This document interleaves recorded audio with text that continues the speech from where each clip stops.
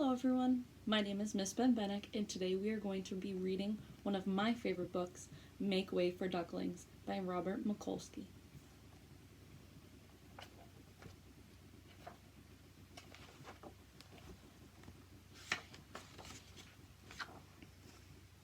Mr. and Mrs. Mallard were looking for a place to live, but every time Mr. Mallard saw what looked like a nice place, Mrs. Mallard said it was no good. There were sure to be foxes in the woods or turtles in the water, and she was not going to raise a family where there might be foxes or turtles, so they flew on and on. When they got to Boston, they felt too tired to fly any further. There was a nice pond in the public garden with a little island on it.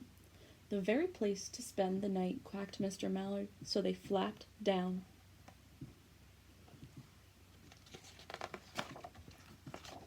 The next morning they fished for their breakfast in the mud at the bottom of the pond, but they didn't find much.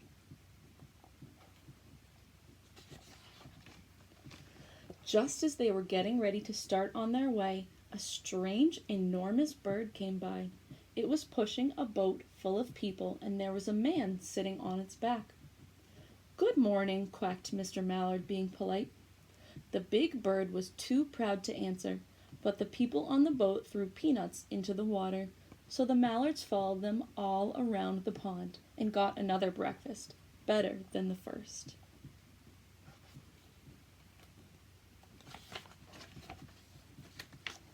"I like this place," said Mrs. Mallard as they climbed out onto the bank and waddled along. "Why don't we build a nest and raise our ducklings right in this pond? There are no foxes and no turtles, and the people feed us peanuts. What could be better?" "Good," said Mr. Mallard, delighted that at last Mrs. Mallard had found a place that suited her. "But—" "Look out!" squawked Mrs. Mallard, all of a dither. "You'll get run over." And when she got her breath, she added, "This is no place for babies, with all these horrid things rushing about. We'll have to look somewhere else."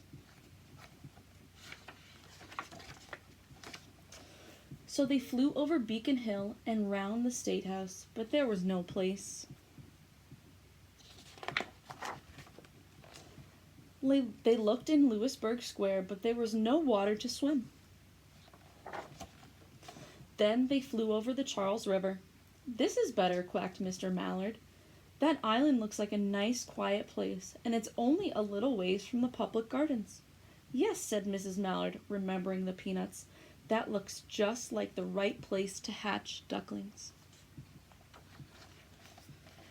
So they chose a cozy spot among the bushes near the water and settled down to build their nest, and only just in time, for now they were beginning to molt.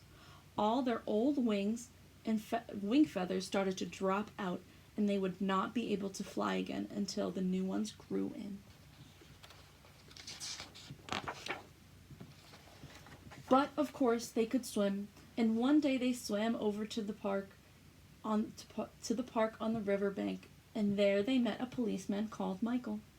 Michael fed them peanuts, and after that the Mallards called on Michael every day. After Mrs. Mallard had laid 8 eggs in the nest, she couldn't go visit Michael anymore, because she had to sit on the eggs to keep them warm. She moved off the nest only to get a drink of water, or to have her lunch, or to count the eggs to make sure they were all there. One day the ducklings hatched out. First came Jack, then Cack, then Lack, then Mack, and Knack, and Whack, and Pack, and Quack. Mr. and Mrs. Mallard were bursting with pride. It was a great responsibility taking care of so many ducklings. It kept them very busy. One day Mr. Mallard decided he'd like to take a trip off to see what the rest of the river was like further on. So off he set. "I'll meet you in a week in the public garden," he quacked over his shoulder. "Take good care of the ducklings."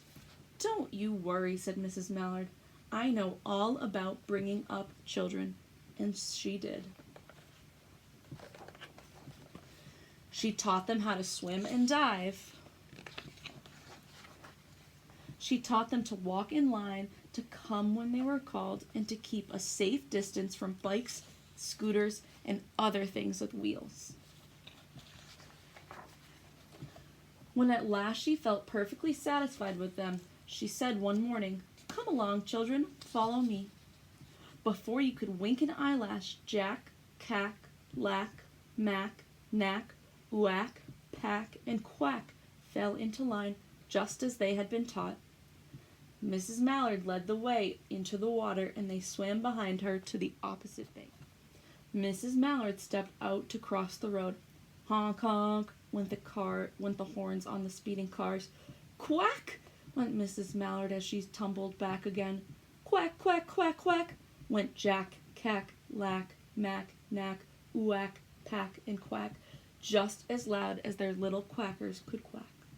The cars kept speeding by and honking, and Mrs. Mallard and the ducklings kept right on quack, quack, quack-a-lacking. They made such a noise that Michael came running, waving his arms and blowing his whistle.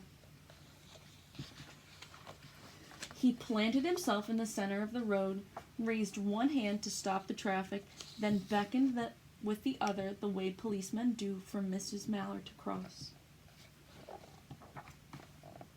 As soon as Mrs. Mallard and the ducklings were safe on the other side and on their way down Mount Vernon Street, Michael rushed back to his police booth. He called Clancy at headquarters and said, "There's a family of ducks walking down the street." Clancy said, "Family of ducks? Family of what?" "Ducks," yelled Michael. "Send a police car quick." Meanwhile, Mrs. Mallard had reached the corner bookshop and turned onto Charles Street with Jack, Cack, Lack, Mack, Knack, Whack, Pack, and Quack all marching in line behind her. Everyone stared. An old lady from Beacon Hill said, "Isn't it amazing?" And the man who swept the street said, "Well, now, ain't that nice?" When Mrs. Mallard heard them, she was so proud she tipped her nose in the air and walked along with an extra swing in her waddle. When they came to the corner of Beacon Street, there was a police car with 4 policemen that Clancy had sent from headquarters. The policemen held back the traffic so Mrs. Mallard and the ducklings could march across the street, right into the public garden. Inside the gate, they all turned around to say thank you to the policemen. The policemen waved and said goodbye. When they reached the pond and swam across to their little island, there was Mr. Mallard waiting for them, just as he had promised. The ducklings liked their new island so much that they decided to live there. All day long they followed the swan boat and ate peanuts.